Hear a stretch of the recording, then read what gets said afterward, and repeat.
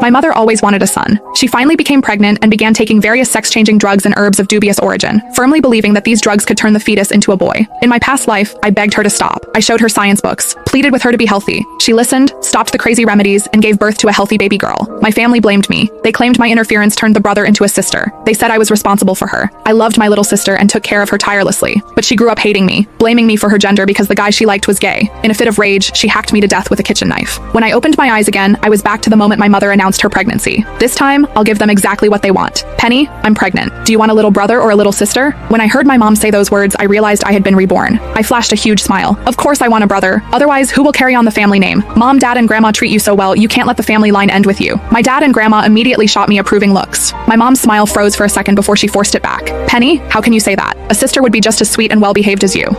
In my last life, when I honestly said I wanted a sister, she went crying to Dad and Grandma, claiming I cursed her to have a girl because I was afraid a brother would steal my inheritance. Dad beat me black and blue for that. What's good about a girl? If you don't give me a brother, who's going to have my back? When I make money, am I supposed to give it to outsiders? I said with righteous conviction. Grandma beamed, grabbing my hand. Our Penny has grown up. She finally understands. I hugged Grandma affectionately. Grandma, it's all thanks to my little brother. Just the thought of him makes me sensible. He's going to be the pillar of this family. In the past, whenever Dad and Grandma bullied Mom, she would just cry. I'd rush to defend her, only for her to turn around, play peacemaker, and join them in scolding me for being disrespectful. I took countless beatings for her. Never again. Mom's face turned pale, and she looked like she might faint. Soon enough, Grandma found some gender-swapping pills for Mom. Even though it's probably a boy, we can't leave it to chance. I spent a fortune on these pills. The seller guaranteed it'll be a boy if you finish the course. Grandma handed the bottle to Mom. Mom looked at me. I focused on mopping the floor, pretending not to see a thing. She had no choice but to take them. Grandma, I heard pregnancy makes you forgetful. Maybe you should keep the pills and give them to Mom every day. This is about my little brother. We can't risk any mistakes, I suggested. You love taking them? Eat up.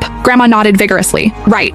Penny is so smart. All that schooling wasn't for nothing. I gave Grandma a sweet smile. That night, while Dad was working the night shift, Mom pulled me into the master bedroom. Penny, I don't want to take those pills. Look at these news articles. They say those pills are dangerous, she whimpered, showing me her phone. So she knew. She knew they were scams, yet in my past life, she told my sister that if I hadn't stopped her, my sister would have been a boy. I treated her as my closest ally, a fellow victim of this family. I fought her battles, and she sacrificed me without hesitation. Good. Very good. I smiled slightly and raised my voice. Mom, how can you believe the media? They write nonsense all the time. I walked out of the room shouting, Grandma, come quick. Mom doesn't want to take the pills. Mom couldn't stop me in time. Grandma rushed in hearing my shout. I shoved the phone in Grandma's face. Grandma, look! Mom is reading this garbage because she doesn't want to take the pills. She doesn't want a son. Grandma was illiterate, but she squinted at the phone anyway. Mom, no. It was Penny who told me this. She's always scheming. How would I know about this stuff? Mom immediately tried to throw me under the bus. I widened my eyes innocently and pulled out my old Nokia phone, playing the recording I had just made. The recording stopped right before her accusation. Mom was speechless. For the sake of the grandson in her belly, Grandma didn't